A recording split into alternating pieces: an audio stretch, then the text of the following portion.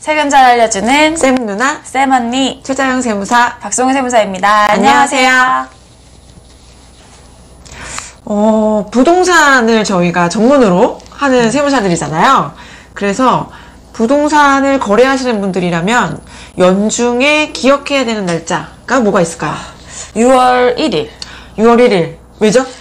연중의 중간이어서가 아니고요. 6월 1일을 기준으로 해서 내는 세금이 있습니다. 네, 바로 재산세랑 종합부동산세가 네. 있겠죠. 보통은 세금들이 이제 뭐 기간을 나누어서 뭐 일할한다거나 이럴 텐데 재산세나 종부세는 일할하는 게 아니잖아요. 네, 딱 그 날짜에 공부상 갖고 있었던 사람, 만약에 뭐 공부가 확인이 안 된다면 실질적으로 갖고 있는 사람들한테 재산세나 종합부동산세를 부과하는데 뭐 1년 중에 며칠 갖고 있었으니까 뭐 요만큼 내고 이렇게 안 하니까요. 그죠. 결국 6월 1일 날에 누가 이 부동산을 소유하고 있는지에 따라서 납세자가 바뀌게 되는데 네. 저희가 근데 6월 1일 아직 지금 4월이니까 2달이나 남았는데 이 얘기를 먼저 하는 이유가 뭐죠? 네. 일단은 뭐 6월 1일 전에 만약 부동산을 계약하셔가지고 뭐 잔금이 그때쯤에 있으면 뭐 그런 걸 한번 고려해 보셔라 이런 부분도 있고요. 그리고 저희가 또 절세에 대해서 네. 말씀드릴 게 미리 준비를 하셔야 되잖아요. 그래서 네. 그거에 대해서 이야기를 해보겠습니다. 저희가 오늘 말씀드리는 이 꿀팁을 4월 중에 준비를 하시면 종부세를 아주 획기적으로 줄이실 수 있습니다. 네. 요즘 종합부동산세라는 단어가 굉장히 흔하게 들리는 것 같아요. 예전에 한 몇 년 전에는 종부세 내는 사람, 그러면 부자. 엄청 부자 막 이런 인식이 되게 많았었는데 이제는 사실 서울의 집값이 많이 올라가기도 했고 네. 그래서 종부세 대상자가 좀 많은 것 같아요. 네, 그리고 뭐 공시지가가 오른 것도 있고 이제 종부세 과세 대상이 되는 공정시장가액 비율이 계속 오르는 추세이기도 하고요. 네, 공정시장가액 비율 설명 한번 할까요? 네. 종부세나 재산세는 그냥 시가, 그러니까 매매사례가액이나 실제로 거래되는 금액을 기준으로 부과하는 게 아니라 뭐 공정주택 가격이라든지 아니면 뭐 단독주택 가격이라든지 아니면 기준시가라든지 이렇게 공시지가를 바탕으로 계산을 하게 되잖아요. 네. 그래서 그 공시지가의 몇 %를 기준으로 해서 세금을 부과하게 됩니다. 재산세 같은 경우는 뭐 주택이면 60%만 가표로 잡히고요. 종부세는 이제 80%가 가표로 잡히는데 이 비율을 점점 올릴 추세에 있습니다. 그래서 2019년에는 이제 80%에서 85%로 5%가 올랐고요. 그러니까 세금 기준이 되는. 그리고 그 다음에는 뭐 90% 이렇게 올릴 계획에 있는 거죠. 네. 2018년까지 되게 오랫동안 80%였는데 여러 가지 정부 정책 방향이 현실화시키겠다 해서 공정시장가액 비율이 85, 95. 향후에는 더 오르겠죠? 이런 예정이 있고요. 네, 뿐만 아니라 이 종부세에 대해서 이제 다주택, 2주택 이상인 경우에는 세부담이 또 늘어나죠. 세율이 올라가기 때문에 기존의 과거에 비해서는 종부세 부담을 많이 느끼실 수가 있죠. 네. 특히나 조정예산 지역 내 주택이 2개 이상이시라면 그냥 조정예산 지역 내에 아닌 3주택 갖고 계시는 분들처럼 1주택이셨을 때보다 세부담이 월등히 늘어나기 때문에 저희가 이제 한번 예시를 들어드릴 텐데요. 이렇게 차이가 많이 나? 하고 깜짝깜짝 놀라실 거예요. 네. 그래서 실제로 주택이 많으신 분들이라면 과거에 비해서는 특히 작년에 비해서는 종부세 부담이 크시겠구나 라고 저희가 예상해 볼 수 있었어요. 네. 종부세는 사실 이게 저희가 계산해서 내는 세금이 아니라 부과를 받는 세금이다 보니까 계산하기가 사실은 쉽지는 않아요. 근데 이 비교를 저희가 김연아 국회의원 좀 엑셀. 공정하게 엑셀을 엑셀에서 한번 계산을 해봤어요. 좋더라고요. 네. 그러니까 국세청에서도 나올 텐데. 네.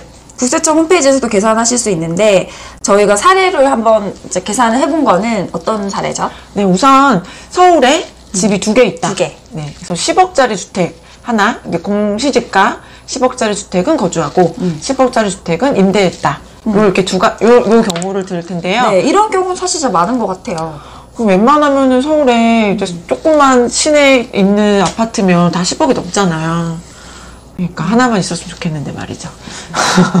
네. 그래서 어쨌든 그렇게 만약에 10억짜리 집 2개를 가지고 있는 세대가 부담하는 종합부동산세는 과연 얼마인가요? 세를 이제 시뮬레이션을 해보니까 이제 10억짜리 2채를 가지고 있는 서울에 있는 경우에 이제 보유세, 그러니까 재산세와 종합부동산세 전체 부담이 약 1,476만 원. 네, 1,500만 원 정도 연간 부담이 됩니다.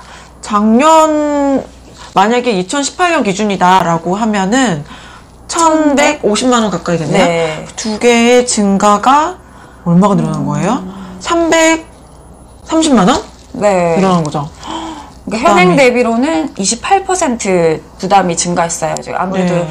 뭐 세율도 올라가고 기준시가도 올라가고 뭐 공정시장가의 비율도 올라가고 이런 것들 때문에 이제 부담이 늘었죠. 그럼 종부세를 줄이기 위해서 보통 많이 생각하는 절세 방법이 뭐가 있죠? 네, 종부세는 인별 과세다 보니까 한 분이 다 갖고 계시는 것보다 배우자님한테 나눠주신다든지 아니면 세대 안에 있는 다른 가족분한테 나눠서 소유자를 분산하는 네. 걸 가장 기본적으로 생각하시죠. 네, 그래서 유독 공동 명의에 대한 문의가 또 많으셨어요. 배우자끼리는 이제 6억까지는 세금, 증여세가 없다 보니까 그럼 이참에 공동 명의를 해서 이제 뭐 종부세나 이런 거 줄이는 게 어떤가 이런 질문 많이 주시잖아요. 네, 근데 종부세 때문에 부동산 취득세나 이런 걸 고려하시면 사실은 그만큼 종부세 부담이 큰가를 생각해보면 그렇게 크지 않았잖아요. 맞아요. 네. 그래서 명의를 바꾸시는 거는 취득세 부담이 워낙 크기 때문에 저희가 단순히 종부세 때문에 명의 바꾸시는 거는 추천해드리진 않거든요. 그렇죠. 네. 그리고 뭐 공동 명의를 하셔도 세대 전체의 주택 수는 변함이 없는 거니까 결국에는 그 세율이나 이런 것들이 아예 바뀔 수는 없는 거죠. 네. 단지 바뀌는 거는 이제 종부세는 원래는 9억까지 가지고 9억까지 빼주는 건데 이제 나뉘게 되면 6억 이렇게 해서 12억을 공제받을 수 있다. 그렇죠. 9억에서 12억. 그런 뭐 줄어드는 것만 혜택이라고 뭐 일종의 효과라고 볼 수 있을 것 같고 그렇지만 2019년부터는 주택수 우리 집의 주택 숫자에 따라서 세부담이 달라지니까 그건 변동이 없다는 거죠. 네. 저희가 오늘 말씀드릴 획기적인 방법을 말씀드릴게요. 네. 지난 2015년에 그 재산세에 납세 의무자가 개정되면서 활용할 수 있는 방법인데요. 바로 신탁회사를 이용한 방법입니다. 네. 신탁, 사실 이 단어가 익숙하지가 않잖아요. 저희가 저번 이제 다른 영상에서도 뭐 신탁에 대해서 이야기를 한 적은 있어요. 네. 신탁을 이용한 뭐 절세, 배당 같은 것들. 네. 신탁을 하게 되면은 사실은 내 거인데 이 자산을 맡겨서 다른 걸 씌우는 거죠. 네. 뭐 목적에 따라서 뭐 관리를 맡길 수도 있고 담보를 맡길 수도 있고 뭐 재산 처분을 맡길 수도 있고 그렇게 부동산 같은 경우도 신탁 회사에 맡길 수가 있는데요. 목적에 따라서요. 네. 이렇게 맡길 때 맡길 때 이제 세금이 어떻게 되느냐. 사실은 신탁회사에 맡겼어도 내 재산인 거잖아요. 내가 맡겼지만 그러면 재산세는 누가 내고 종합부동산세는 누가 내고 부가가치세 누가 내는지.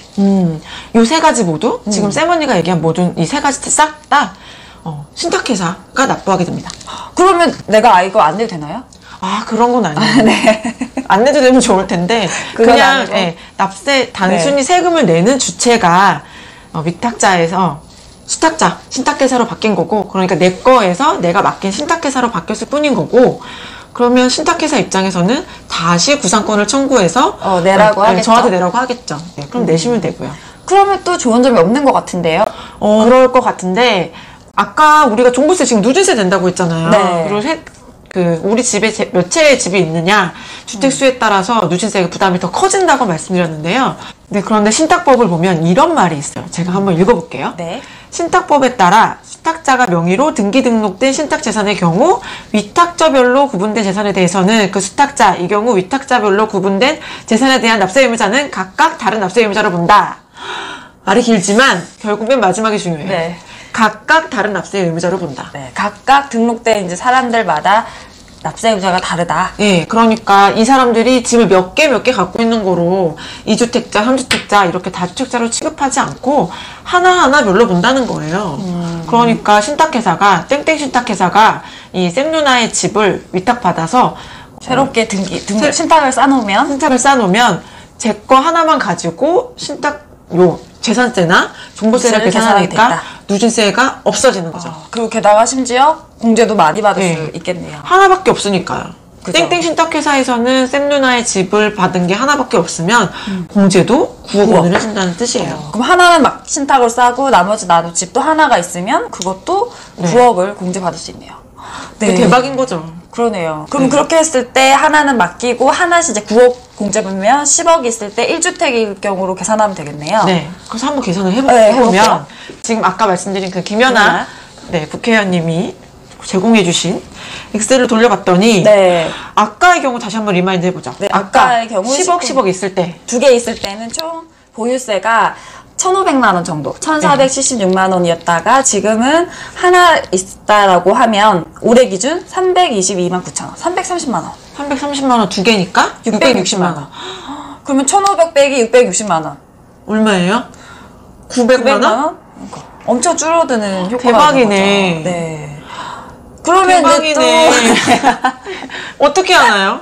어떻게 하냐고요? 네. 저희한테 연락 주시면 저희가 신탁을 사드릴 수 있도록. 네. 네. 이게 약간 걱정이 되는 게 아직 이게 지금 현행법적으로는 이게 맞는데 네, 바뀔 혹시나 수 있죠. 다른 해석이 나올까봐 저희가 네. 걱정하는 게 사실 그거잖아요. 맞아요. 실질로 봤을 때는 아닐 수 있잖아요. 근데 네. 그래서 관심 있으신 분들은 정말 이렇게 했을 때 효과가 있는지 혹시나 배보다 배꼽이 더 큰 건 아닌지 이런 것들도 확인해 보셔야 되고요. 네. 그리고 6월 1일 전에 이제 절차가 완료가 되어야 되니까 그 전에 연락을 주시면 되겠습니다. 그럼 또 여기저기 좀 생각해봐야 될 게 사실 이제 보유세도 보유세인데 보통 이제 양도소득세가 제일 큰 네. 걱정일 수 있잖아요. 네. 보유기간도 있을 수 있고요. 네, 그럼 혹은 이렇게- 뭐 임대하고 있는 주택일 경우에는 뭐 임대기간이 또 잘릴 수도 있고. 네. 그러면 그런 기간의 기산도 혹시 바뀌게 되나요? 저희가 판단해 보기로는 그 양도세 같은 경우에 양도세는 납세 의무자가 실질적으로 이 재산을 양도한 사람이기 때문에 위탁자가 납세 의무자가 있게 되고 그렇게 되면 납세 의무자인 위탁자의 보유기간을 근거로 해서 판단하는 것이 맞다. 이렇게 볼 수 있고요. 실제로 그런 해석 사례들은 많으니까 네. 그 부분은 걱정하지 않으셔도 될 것 같아요. 네, 그 양도세에 있어서의 그 장기보유 특별공제 적용하는 보유기간이라든지 뭐 이런 임대기간의 기산은 변하지 않고 이어간다라고 생각하시면 됩니다. 네. 아까도 말씀드렸지만 이렇게 신탁을 선택하시는 경우에는 저희가 지금 세금 때문에 신탁을 추천드린 거였잖아요. 그러니까 반드시 정말 우리 집에 혜택이 있는지 저희 같은 전문가들이랑 상의하셔서 네. 계산을 통해 확인해 보신 다음에 신탁회사를 만나보시면 좋을 것 같습니다. 네, 그럼 오늘은 여기까지 하겠습니다. 좋은 팁을 알려드렸네요. 네. 유의하실 점이 많으니까요. 네, 꼭 상의를 하시고 실행을 하시면 되겠습니다. 네, 또 막상 어떤 신탁회사를 고르는 게 좋을지 요게 또 고민이잖아요. 맞아요. 큰 신탁회사들은 이런 주택 같은 관심이 거 안 없죠. 하려고 그러거든요. 네, 맞아요. 재건축 막 이런 거 큰거 해야지. 몇 천억짜리 이런 거 하니까 저희가 잘 알고 있는 방법을 알려드릴 수 있으니까요. 많은 연락 부탁드릴게요. 네, 지금까지 세금 잘 알려주는 쌤 누나 쌤 언니였습니다. 안녕.